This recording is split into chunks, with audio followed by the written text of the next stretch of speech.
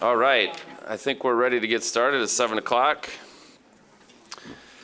I am here filling in for the mayor today. We'll excuse her a little bit later, but welcome to our city commission meeting today on January 21st. We're going to call this meeting to order. That's kind of fun. It's kind of fun. A couple of things before we start tonight. If you're here for the first time, there'll be tonight. There's 2 opportunities for public comment. The first one will be toward the beginning of the agenda. That's on anything that we voted on earlier today. So if you look through that agenda, there's something that you want to comment on, that's the time to do it. And then at the end of the meeting, there's a chance for public comment on anything that you wish to speak to us about. So if it's not on the agenda, hold your comments till that period of time. I will make that you can only speak once on each of those 2 issues, 3 minutes for each time.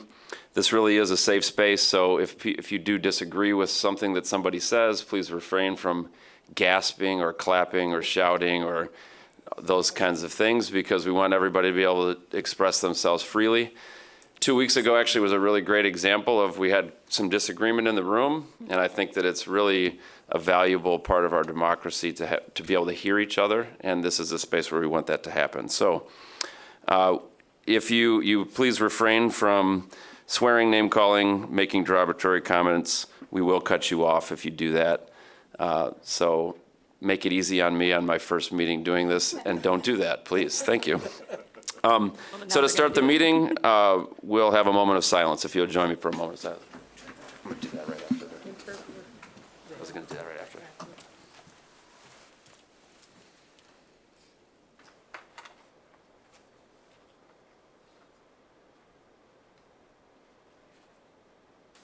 Thank you. Now let's join us for the Pledge of Allegiance. I pledge allegiance to the flag of the United States of America and to the republic for which it stands, one nation, under God, indivisible, with liberty and justice for all. Okay.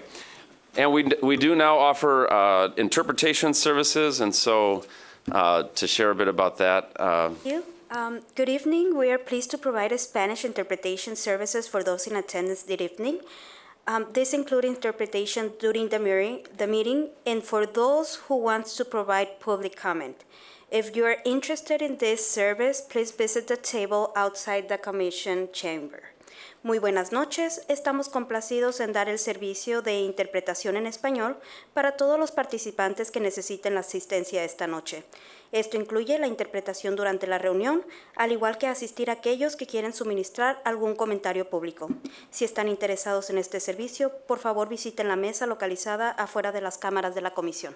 Muchísimas gracias. Thank you so much. We're really pleased to offer those services. So now we'll have our roll call. Commissioner Moody? Present. Commissioner Jones? Here. Commissioner O'Connor? Present. Commissioner Isasi? Present. Commissioner Lanier? Present. President Rephart? Here. All right, the first thing we need to take care of is, can I get a motion to excuse Mayor Bliss? So moved. Support. All right, all those in favor say aye. Aye. Opposed? It carries. That brings us to our first opportunity for public comment. So if you have a comment on something that we voted on earlier today, now is your chance.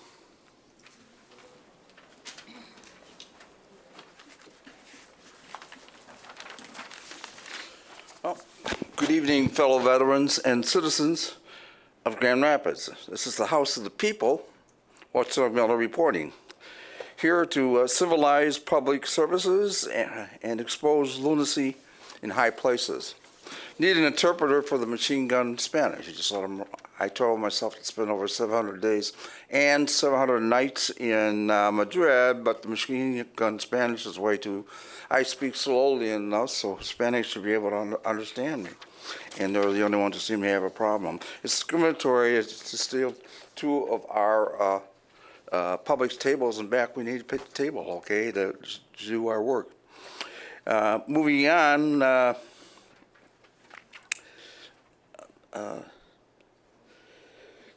First, let's go to Guy's letter from DGRI, I'd like to bring back Downtown Alliance, where people, it was bottom-up leadership. His policies is apparently the city buses will not be tolerated at City Hall. And he says, Rivers for Hall, he's telling people like me, been around forever, go kayak yourselves. Your buses are not going to come back. What we want for all is Monroe and Michigan for our city buses. 9A4, of course, approve of Thomas Dilly to the commission where he's named. 9B3, I'm suspicious of something called Transportation for America for Smart Cities Collaborative. No, rarely do you do anything that's very smart around here, including dumping our city buses below wealthy. Black routes 1, 2, 3, 4, 5, 14, and Catholic routes too numerous to cite here. And 9.4, I think the 110 grand should be sent to direct housing subsidies instead of this mysterious group. Kent County, it's your job to allocate those funds. 110 grand here in every meeting should be spent directly on Grand Rapids veterans and citizens.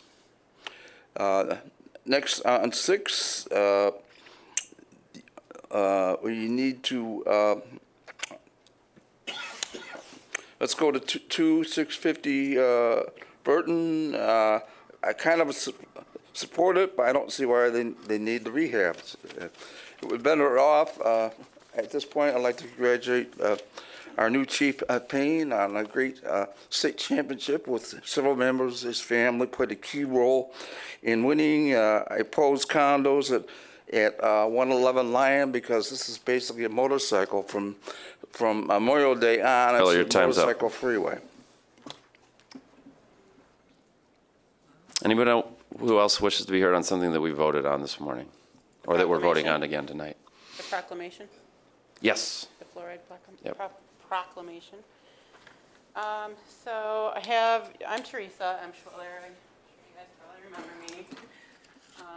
I have one copy for the mayor and one copy for each of the commissioners. I do have more if anybody else wants some. I've got like 3 more copies, but, I'm here to talk about the fluoride proclamation. I don't know if you guys are familiar with MSDS sheets and material safety data sheets. And I don't know if you've ever read one, and if you haven't, maybe you haven't read one on fluoride. So I'm just going to read a little bit from it. Emergency overview. Corrosive, may be fatal if inhaled or swallowed. Causes severe skin and eye burns. Vapors are extremely irritating to eyes and respiratory tract. At elevated temperatures, may cause irritation of the eyes and respiratory tract. High vapor concentrations may cause drowsiness. Fluoride is a bone seeker, and excessive amounts will produce weakening and degeneration of the bone structure. Chronic exposure may cause excess accumulation of fluorine, fluorosis, in the teeth and bones. Severe fluorosis in children weakens tooth enamel and resulting in hardening or abnormal density of bone, osteosclerosis. Benign bony growths projecting outward from the surface of the bone.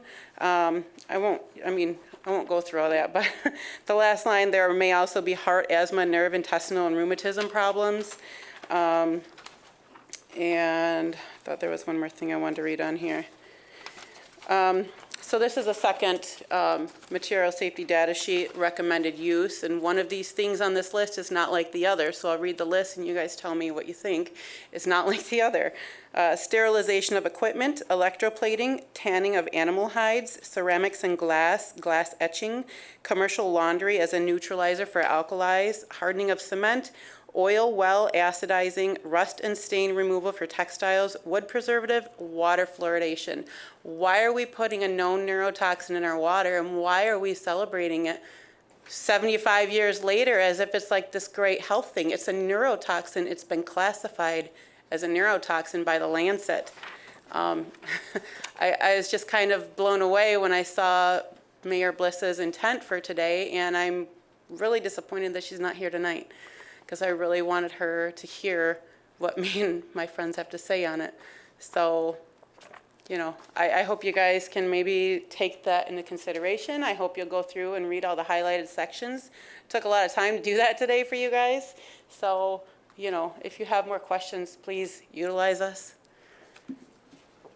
Thank you, Teresa.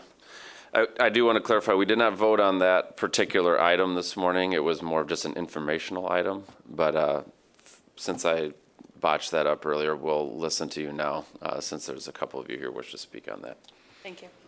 Hi, my name is Lisa Bummers. I'm a nurse and have a bachelor's degree in science and currently work in an emergency room setting. I've been aware for a very long time that fluoride is a toxic substance and should be avoided at all costs, and we as a city are celebrating it and being in our drinking water. Sodium fluoride, or hydrofluorosilicic acid, is an industrial byproduct of aluminum from the phosphate fertilizer industry. Aluminum is a known neurotoxin. It's illegal to put it in our lakes and rivers because it was poisoning crops and making livestock sick, but it's okay to put it in our drinking water. The reason we've told that it's given is that it encourages oral health, even though it's not known to prevent harmful oral bacteria. What is known is that fluoride is toxic. In fact, the #1 reason for poison control calls concerning fluoride are for children who've eaten toothpaste. Long-term ingestion is harmful to the brain, digestive system, heart, bones, endocrine system, affecting male and female fertility. Toxic to the thyroid and is even harmful to the tooth enamel. Is supposed to help. Fluoride has been shown to cause arthritis. It calcifies the ultra-important pineal gland, accelerates female puberty, is bad for kidney health, and has negative cognitive effects like ADD, ADHD, and children have a 5 times greater chance of developing a low IQ compared to those who don't live in a highly fluoridated areas.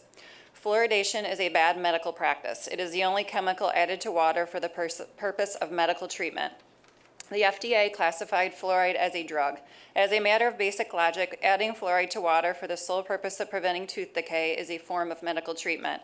All other water treatment chemicals are added to improve the water's quality or safety, which fluoride does not do. Fluoride is unethical. Informed consent is standard practice for all medication and one of the key reasons why most of the Western Europe has ruled against fluoridation. With water fluoridation, we are allowing governments to do to whole communities what individual doctors cannot do to individual patients. The dose cannot be controlled. Once it is put in the water, it is impossible to control the dose each individual receives because people drink different amounts of water. The fluoride goes to everyone regardless of age, health, or vulnerability. People now receive fluoride from many other sources besides water, increasing our toxic load. Other fluoride sources include food and beverages, fluoridated dental products, and pesticide residues. Fluoride is not an essential nutrient. No disease, not even tooth decay, is caused by fluoride deficiency. Not a single biologic process has been shown to require fluoride.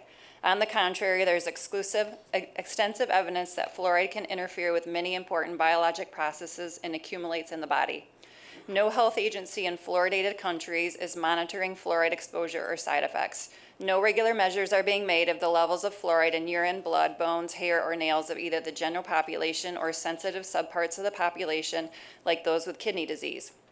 There has never been a single randomized control trial to demonstrate fluoridation's effectiveness or safety. Fluoridation is not necessary. Most Western industrial countries have rejected water fluoridation, but have nevertheless experienced the same decline in Thank you, Lisa. Your childhood time is up. dental decay. You can leave that written statement with the clerk if you'd like. Okay. Thanks. Some of it's a little messy on the bottom. Good job. Hi there, my name's Maya Hahn, and I own 2 dental offices in Western Michigan, and we stay current on the current science with fluoridation and fluoride. I am an advocate for fluoride on topical use. It does harden the enamel of the teeth. However, ingestion of fluoride is unethical. We should not be putting it in hot water. And today, the Mayor Bliss, made a proclamation that communities have benefited from fluoride in the drinking water. I sent the mayor an email with the current science on fluoridation in water and asked her to reconsider. She did not. So I'm here to share with the council and the public what exactly the mayor is celebrating. In 1945, Grand Rapids residents became the experimental guinea pigs for ingesting fluoride in their public drinking water, the first city in the United States to do so. Without prior consent and proper research to know the safety and efficacy of such practices, the city officials of Grand Rapids decided to expose the public to what we now know is a neurotoxin and a carcinogen. Without that prior consent, the residents of Grand Rapids were exposed to high unregulated fluoride in their drinking water at levels that they later found to be significantly too high and that lowered IQ and caused developmental and cognitive disorders in children. This is nothing to be celebrating. To know the short-term and long-term biological effects of ingested fluoride, we now know that could cause, without knowing those causes, Grand Rapids chose to experiment on their own citizens without prior consent or knowledge that the science had not been done. In 2012, the Department of Environmental Health at Harvard School of Public Health conducted a meta-analysis of 27 studies conducted through the years since 1945 that fluoride had been added to drinking water, and they found strong indications that fluoride may adversely affect cognitive ability in children. They found children in high fluoride areas had significantly lower IQ scores than those who lived in low fluoride areas. Based on their findings, the authors say that the risks should not be ignored and that more research on fluoride impacts on the developing brain is warranted. So in 2012, they finally decided to lower the levels of fluoride in the drinking water, but not soon enough. The EPA has now said that they are not even sure the current levels are safe, and they will continue to monitor the new research that comes out. So we are still a massive human science experiment. The worst part is that Mayor Bliss boasted that the city was able to provide this fluorinated water to all socioeconomical populations. Well, this is quite sickening, since the only ones that can actually opt out of this massive science experiment with a neurotoxin that lowers IQs are the wealthy that can afford to buy water filtrations. Enough is enough. It is time the city stops making us guinea pigs and stops the forced Thank you, Maya. ingestion Your of time's fluoride up. amongst the poorest populations in Grand Rapids. You're Thank welcome to you. leave that with the clerk if you'd like. Hi, I'm Nikki Moore. I'm here to share information that's supportive of discontinuing adding fluoride to the drinking water and hopefully prompt you guys into looking more into the dangers of fluorinating the city water. So while there are studies that suggest that it was or it is a deterrent to cavities and tooth decay, this doesn't take into account that the fluoride benefit is topical rather than systematic. So it's better delivered directly to the teeth than it is to be ingested by the body. So in fluorinated low-income countries, tooth decay is widely spread still. So they still have a lot of tooth decay in their area, and it's caused by the absence of dental care and poor hygiene. There's no studies that show the decline in dental decay that they're equal between non-fluorinated and fluorinated water. In addition to fluoride being added to toothpaste, mouthwash, dental seals, there's so many opportunities to ingest it. It's added to our milk, bottled water, salt. It's added to other beverages. So with all of the added fluoride in our daily consumable products, there is a potential for over-fluorination. Overfluorination has been documented, and it's also shown that fluoride is a neurotoxin, and there is an advisable limit for this. So obviously it's dangerous, and we see that there are labels on toothpaste and mouthwash, and call poison control if your children consume it. So, but does your average consumer know that? They don't. There's major concerns and health implications about excessive fluoride intake. The toxicity has been raised worldwide. This is leading several countries to ban fluorination: Switzerland, Sweden, Scotland, Norway, Northern Ireland, Netherlands, Japan, Israel, Hungary, Germany, France, Finland, Denmark, Czech Republic, China, Belgium, Austria. So there's so many reasons that we need to oppose fluorination in our city water. Fluoride intake through fluorinated water is uncontrollable, since people are receiving varying doses regardless of their age, their health status. There's health implications. If you already have kidney disease, you should not be drinking fluorinated water. And individualized therapy if people are getting extra fluorination elsewhere. Excessive fluorination intake can cause dental fluorosis as well as skeletal fluorosis.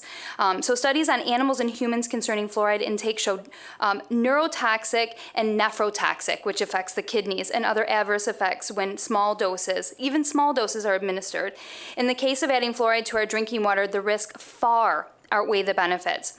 I have two studies that I'll share with you. One is from the environmental health perspective back from 2012 and the JAMA Pediatrics, which is a peer-reviewed AMA journal, both which share a correlation between fluorinated water and lowered IQ. So the pediatric one discusses how fluoride exposure in vitro affects IQ of children. The study measured the maternal urinary fluoride across 3 trimesters as well as reported daily intake. This is Thank you, Ms. associated. Moore. Your time's up. You can leave that with the clerk if you'd like. All right.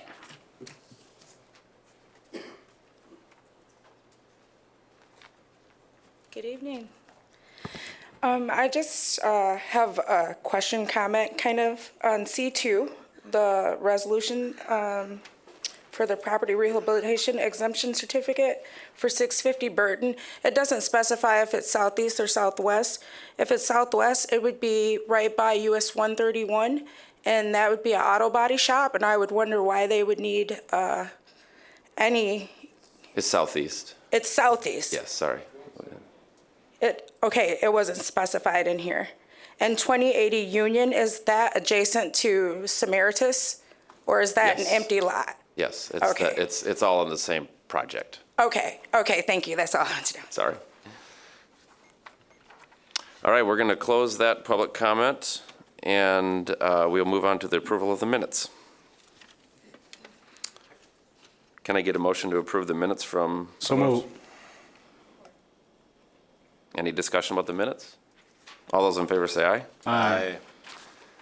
And that takes us to petitions and communications. Our only communication tonight is communication received from Andy Guy, Downtown Grand Rapids Incorporated, expressing support for the adoption of River for All.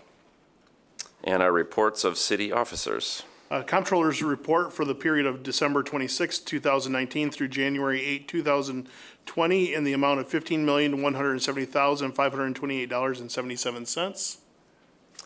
That is received and filed. And the treasurer's report for the period of December 20, 2019 through January 3, 2020.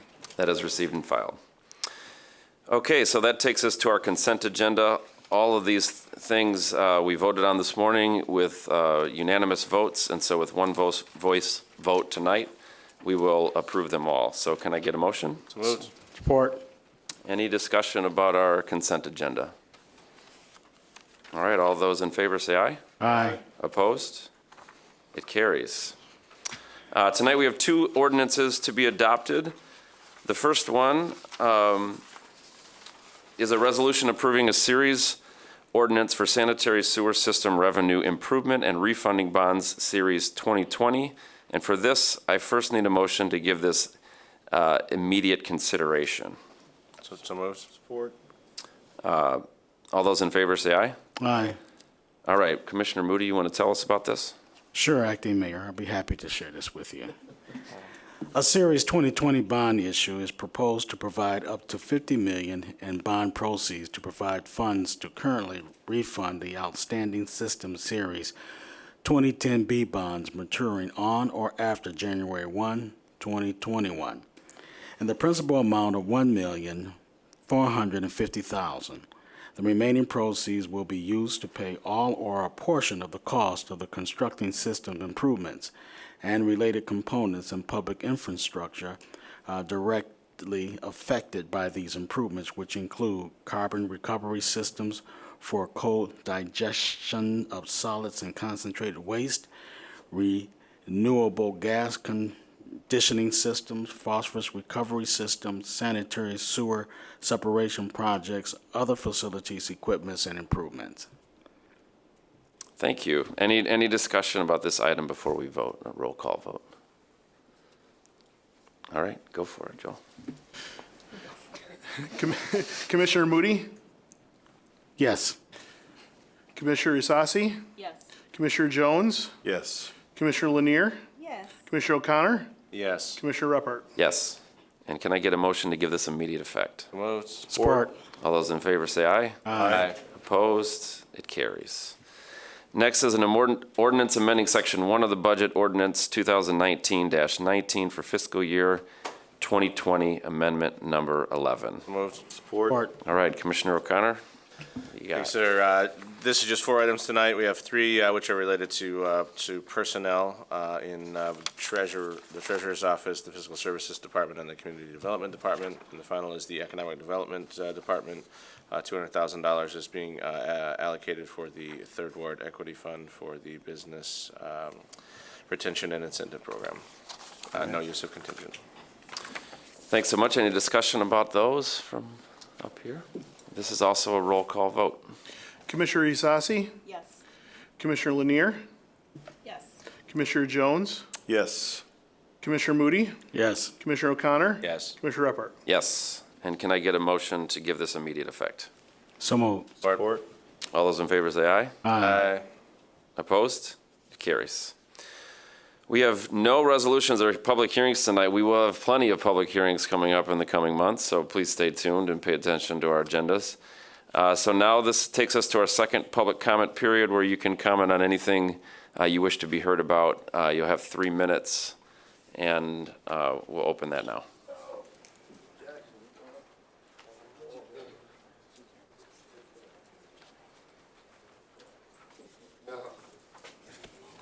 What's up, Miller Beck?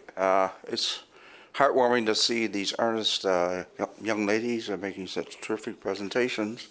If I might shed some light on it, not only was Grand Rapids first, but it was wartime, okay, but immediately after, my dad and we were across the lake, across the big lake, on the same fluoride. In that town, I never heard anybody complain about it. My mother lived to 99, exactly, and he lived past 99 on that kind of water. IQ, in all due modesty, mine registered 132 over there on fluoride. That's 1 point below Mensa. The dental profession is disappearing because of possibly because of fluoride. Loyola over there, Loyola U had to close their dental school. I actually heard him begging the Paul's president, can you take a dental school off my hands for me? So that's going back to 111 Lion right over there. Mayor Logie put in a marvelous footpath over there, and we, the citizens of Grand Rapids, deeply indebted to our Madam Attorney. She could give a full report. Is that footpath still together down there? All the scrambling around and malicious mischief which CWD has done over there. And Gerber boy Cummings, I think I should have reported under 2. He was out of order in the language he used to justify it. Condos won't work. Please come around after Memorial Day. Particularly on the weekends, you can't even grab a coffee out on Monroe because of the motorcycles roaring back and forth, more than Ionia or Anna. That is not it for your attention, Madam Attorney, but is that footpath still in place down there? I see you going over there on city business, and how much have they messed things up? Thank you ever so much, appreciate it. Hey, don't call me a fascist ever again. Start the clock. Hello. Oh, I gotta use my 3 minutes here wisely. Okay, what I'm gonna do is give you a recap of the 2018-19 Grand Rapids Police media coverage. July 21, 2019, Equity PAC headline: Grand Rapids doesn't need more police officers. Subheadline: crime is down 25%. Welcome to the commission. Looking forward to working with you. April 9th, 2019, MLive article. Grand Rapids has sufficient amount of sworn officers, study says. Cost of study, $100,000. Now on July 5th, 2020, MLive article, headline: homicides in 2019 nearly doubles since 2018. So a couple of incorrect reports above me. Then also we have a police study. Release on data on trust and safety, $150,000. Too much money, no police added. Staffing and deployment study, cost $100,000. Too much money, no police added. MLive article, police see spike in retirements. Media didn't research why. That's bad reporting. But I'll tell you why. besides the normal standards of retirement, it's because of you. Excluding John O'Connor, it's because of you. They do not want to work in this city. And you might not believe it, but you better, because it is the truth. I know a lot of officers, they do not want to work in Grand Rapids. Then we go on to I had lunch with Commissioner Rephart, and enjoyed it very much. But Commissioner Rephart stated that the police get the largest percentage of the budget. My response to that is, so what? Population has increased, violent crime has increased. More officers are needed regardless of the budget. Perhaps you should look at how the money is allocated. Don't waste money on consultants and surveys. We need more police for the safety of the citizens and our police. Headline, Grand Rapids creates police and fire oversight and public accountability position. The headline should have clarified that City Manager Washington created it. Brandon Davis appointed to the position, $191,000, or $91,000 to $117,000 was the compensation ranges in the advertisement. I met Brandon Davis. He said he was going to contact me in regards to ideas to commend our police, and we would work together. That was 4 months ago to the day. I have not heard from him since. I have no idea. I have ideas for our city commission, mayor, city manager. Build their morale, hire additional officers, and treat them with the respect they deserve. They'd save every one of your lives if they need be. I've said that many times here. We're not going to be ignored anymore, by the way. Now I'm going to run out of time. So last, I'm going to talk about the Vanderkoy incident. Exonerated Thanks, Mr. twice. Brand. You can leave that with the clerk if you want. No, you won't be able to read it. Oh, your time is up. But you know what I'll do? I'll pass it along to one of the people with you. Sure, But that works. We need police, and if you don't think it's for real, the Voice for the Badge is serious. We're a real group, and we are going to make a difference. Believe me. So Thanks, Mr. Brand. beware. I didn't quite get through it. Oh, and I didn't get through it. Good evening. Barbara Sue Demore, West Side Connection Neighborhood Association President. We're getting all kinds of calls about we're not being protected on our west side.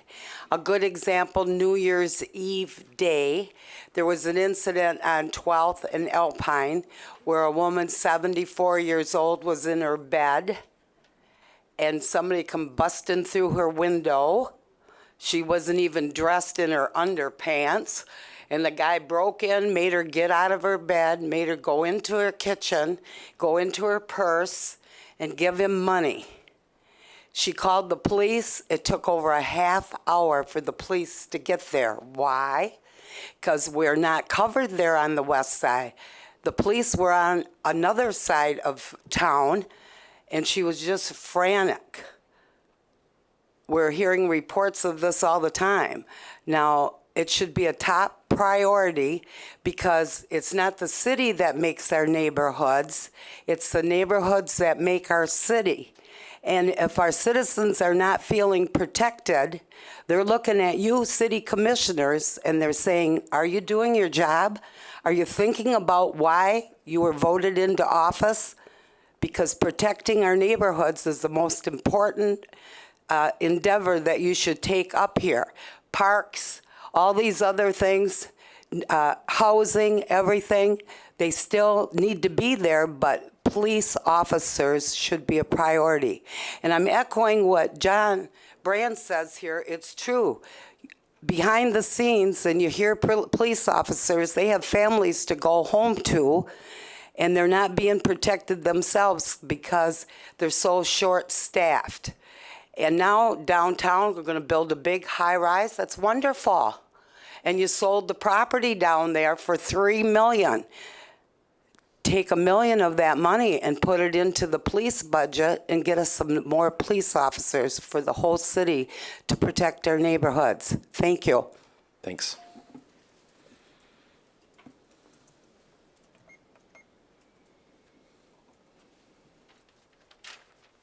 My name is Townsend, Johnny Townsend.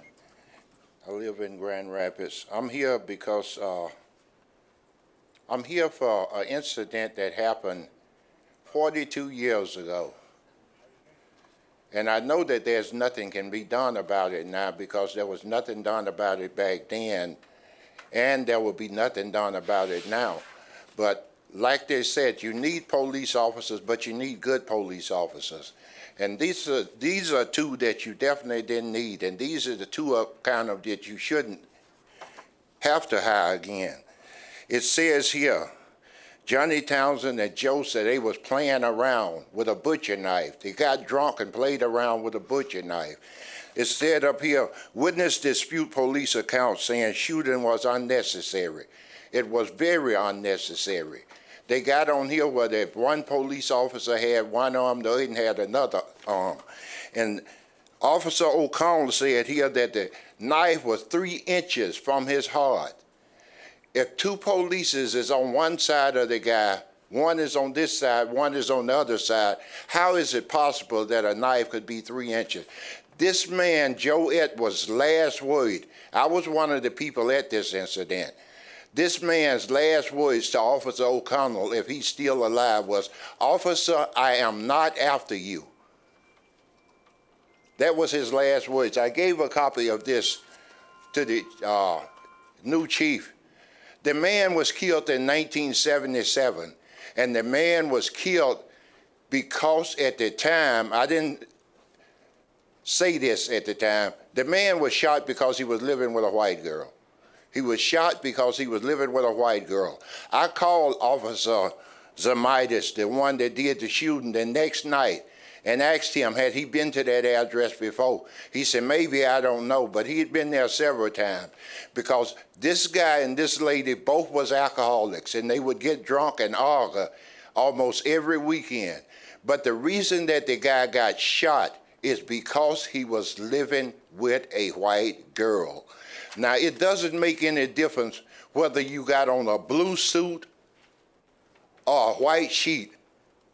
A lynching is a lynching. It doesn't make any difference if you get shot or you get lynched. You're still just as dead. I'm going to give a copy of this to her and have her to give a copy to each one of you. I know nothing is going to be done about it because nothing would be done about it back then, nothing would be done about it now. But what we want to be done about it is not for police to lie when something like this happened. And I want each one of y'all to read this here. I'm through now. Thanks, Mr. Townsend. I want each and every one of y'all to read that there. That we was playing around with that knife and all that type of junk. Downright laughable.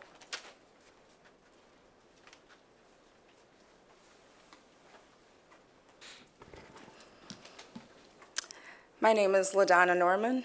I'm here to address housing and the lack of, which we are aware there's a lack of housing. I'm a little bit puzzled on how we're going to address the housing, especially since the Holland home on Fulton has closed down as an emergency shelter. Where did all those families go? How long is it before the money runs out? And what do we do to go forward? I see that so many apartment buildings are being thrown up, tax credits thrown around, and affordable housing is the N word, the in style word. We don't address low-income housing. We just talk about it, give more tax credits out, and throw more apartments buildings up, and then talk about the housing crisis. Well, if you keep giving credits to big developers, that's going to continue to happen. Because when people are broken and they're lost and you're taking their homes away, the drug use increases, the alcoholism increases, the addictions increases, the social work increases. There's a lot of factors that go into that. What are we going to do? And I wonder what we do with conflicts. It seems like everybody knows everybody. Instead of people trying to represent the community, they represent themselves and they play monopoly with our community. And at the end of the day, it's African Americans who take the worst part of it. They're homeless. There are overcrowded hotels, and nobody's doing anything about it except giving tax credits and making it easier for the wealthy and continuing to build build these high-rise apartments that nobody really can afford, and you're gonna say out of 50-something apartments that only 6 or 7 are gonna be low income. I just don't see how that works at every apartment building when you're giving tax credits out. And I don't see how that is gonna solve the housing crisis. And you're gonna have a crisis ahead of you because the winter's still here. That facility's closed down. Now what? Thank you. Thanks, Ms. Norman. Hello, I'm Tabitha Williams. I'm a resident in 49507. I come today because I'm a little confused and I want to ask a question about the Amplify GR proposal. And I just want to know, will you be looking at your ordinances and zoning laws and enforcing your own guidelines when you vote on that proposal? I want you to really consider your own guidelines there. And also, thank you for the support that you guys have committed yourself to around lead and working with our children. But I want you to be very aware there's much more work to do. And we have to continue to not just make planning and discussion, but take a lot of action. But I do thank you for your efforts. So those are 2 questions. And then one more thing. I know it's not your job to think about engagement and our emotions and how we are tied to our communities, but a human right we have is to live safe, free, and have somewhere to live. And if we continue to be pushed out and you want us to be hopeful, you have to think about that. We are going to be tied emotionally. We are going to connect ourselves to an environment we are used to. And so, think about that when you're deciding. Just look at your laws and just follow your own laws. Thanks, Ms. Williams. How you doing? DeAndre Jones here. I just got a question. Out of the 100 apartments that you guys are looking to build with this new partnership, how many of them will actually be affordable housing? And how many would it be gentrified? Like, will there be people of color being able to get these new apartments? That's all I wanted to know.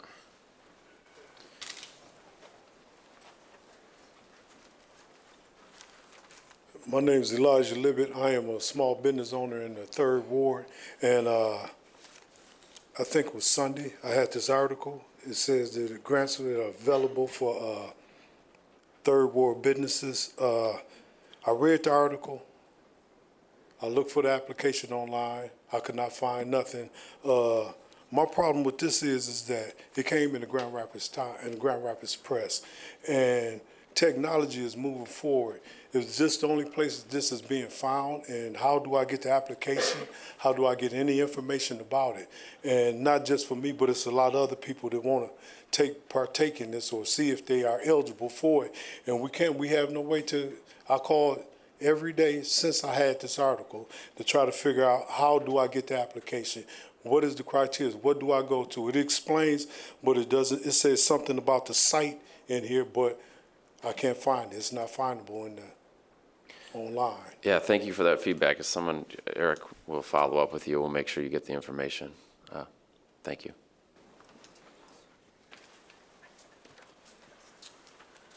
Good evening, City Commission. My name is David Davis. I live on the west side. I'm here frequently, as you all probably know. I would like to support Mr. Brand's argument that we do need more police officers in spite of all of these reports and surveys that these people have put in that are inaccurate. And I would like to see the City Commission look into more police officers. I live on the west side, and I know that a lot of times it takes a long time for officers to reply to our call, and they need the extra help. And so I'm always here to endorse the police department for what they do.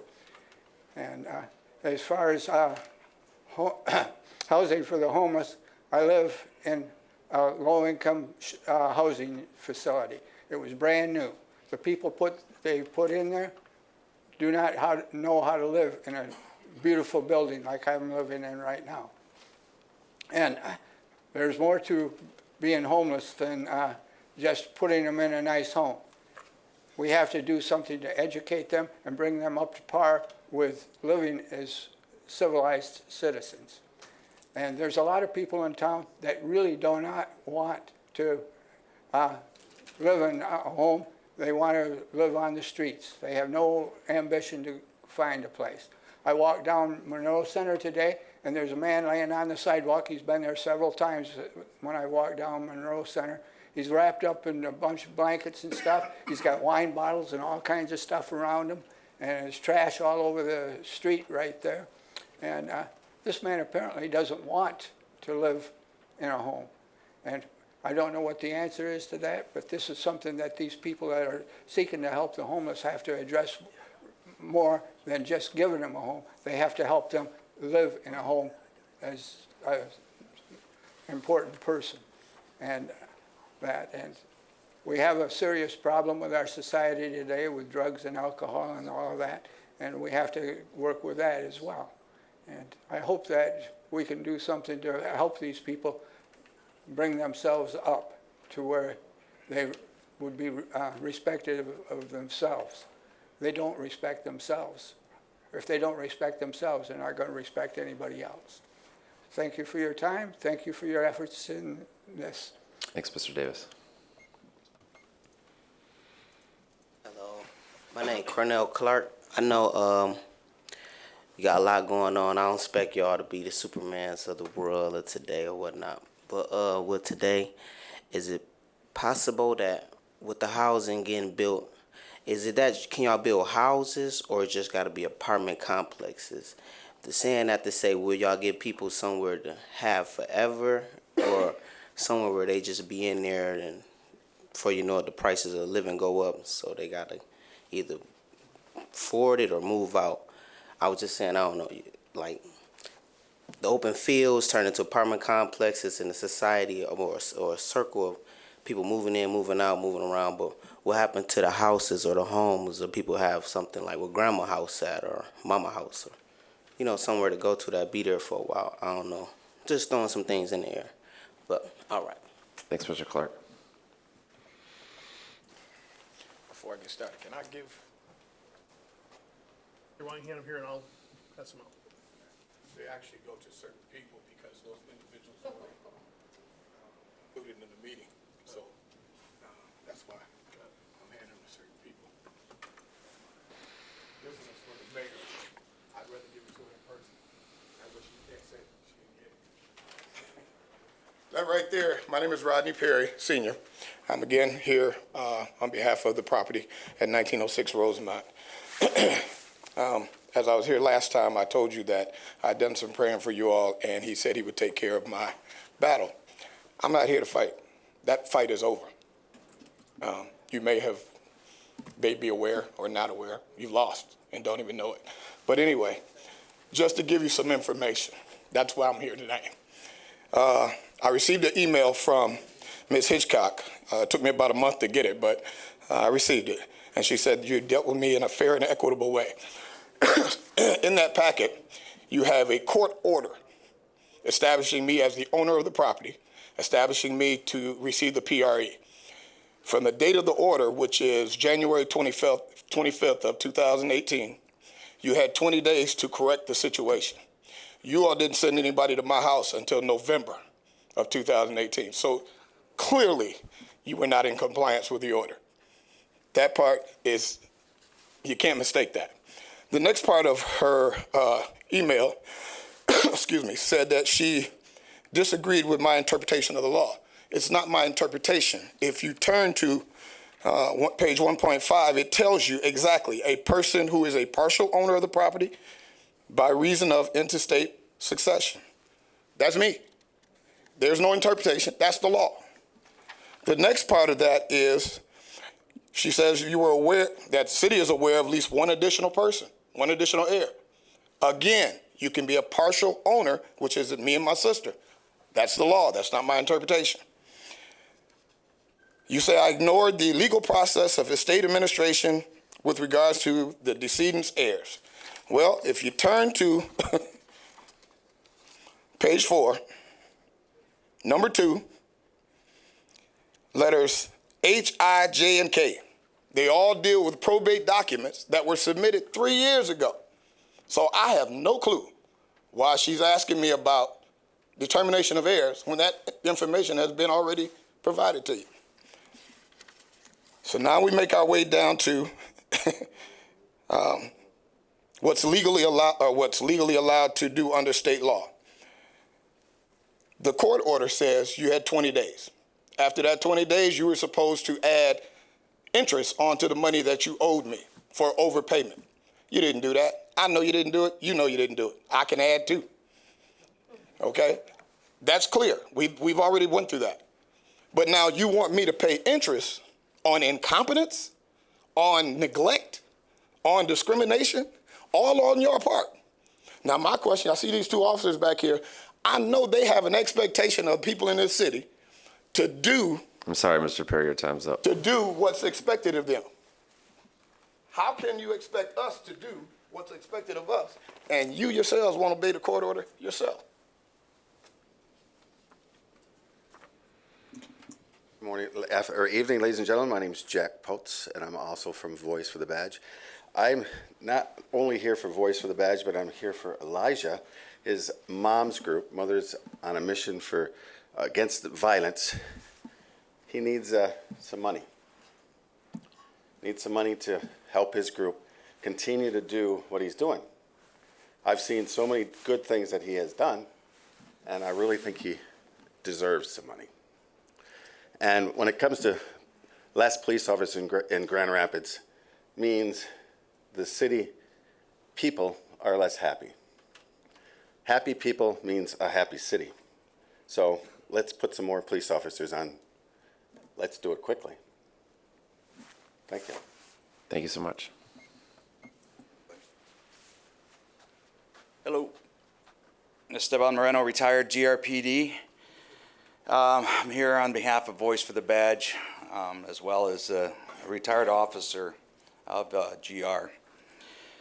I guess a couple things I just wanted to address real quick. I'm not really going to have any kind of real schedule here, but I see that Mr. Washington hired Brandon Davis to oversee the police department and their policies and so on. And I nothing against Mr. Davis, but I really don't see anything in his LinkedIn, especially in his what he's listing as experience, that jumps out at me and says he's qualified to even do it. I mean, 7 years as a prosecutor doesn't really give him much. Okay, I mean, in that time, I mean, I don't know without talking to him, but has he ever dawned on at best? Has he ever gone on a ride along, especially in Muskegon and Wayne County? You would think he would have. You know, that'd be something I'd be putting down on there. You know, it's, to me, that doesn't just jump out and say, hey, I'm the man. I'm gonna take care of these law enforcement officers because they ain't doing their job. Okay? Show of hands, any of you guys ever been in the military? Any of you ever been in the military? Duty, honor, country. When I swore my oath as a police officer, duty, honor, community, that's what my oath was. I had to, you know, because what I wanted to do with my life, I wanted to be a cop. And I worked my butt off for GR, for this department. I see officers that are leaving. I got a good friend of mine. Him and his wife are both leaving the 22nd of February. One of the best, by far, if not the best supervisor on the street, and you're losing him. You're losing him. Why? They don't want to stay. They don't. And I don't blame them. I left when I did. I mean, my mind still wanted to do it. I still wanted to be a cop, but my body couldn't do it anymore. Too many injuries. Blown biceps, blown shoulders, knee. I gave up a lot to be a cop for the city. A lot. And these guys have too. And they continue to do it. But what happens? You all turn your backs on them. You hire somebody like Brandon Davis to oversee them after they've already got so much scrutiny on top of them. The community, you all. And it doesn't help. It doesn't help the cause, which is you want quality officers. You want officers that are going to go out there and are be proud to do their jobs, not worried about what's coming behind them, not worried about what's looking over their shoulder saying, are you doing that right? Come on, man. I mean, really, this is ridiculous. Start looking at these officers for what they are. They're police officers. They're servants. They're out there willing to give their lives for this community. Please, just look at them. That's all I'm asking. Thank you. Thanks, Esteban. All right, I'm going to close that public hearing, and we'll get to hear from my colleagues, starting down here with Commissioner Moody. Once again, I want to thank everybody for coming out. Your comments have been heard. We appreciate the work that the staff of the city does. And just to let all of you know, this city commission is working diligently hard to make sure that we have good rapport with everybody in this community and to do the right thing. And I appreciate this community. I love it. And as a commissioner, I plan to give it my all to do the right thing. But you got to be honest with yourselves, too. You got to do the right thing. Commissioner Jones? I just want to say, job well done, President Repart. That's all. Thanks, sir. Mr. O'Connor? I ran into Ruth Kelly at the post office today. She seemed happy. That's good. That's good. Commissioner Usasi? She was skiing, I think she was. Yes, I'll second. Good job, President Repart. Thank you. Thank you, everyone, for coming out. I also want to say thank you to city staff and updates that we got from city manager about conditions this week. I think we had 11 inches of snow. So the week before, we had planned for the snowpocalypse, and then it came this past weekend. So thank you for the hard work and information that we received to make sure that neighbors were safe. I also want to say thank you to Commissioner Jones.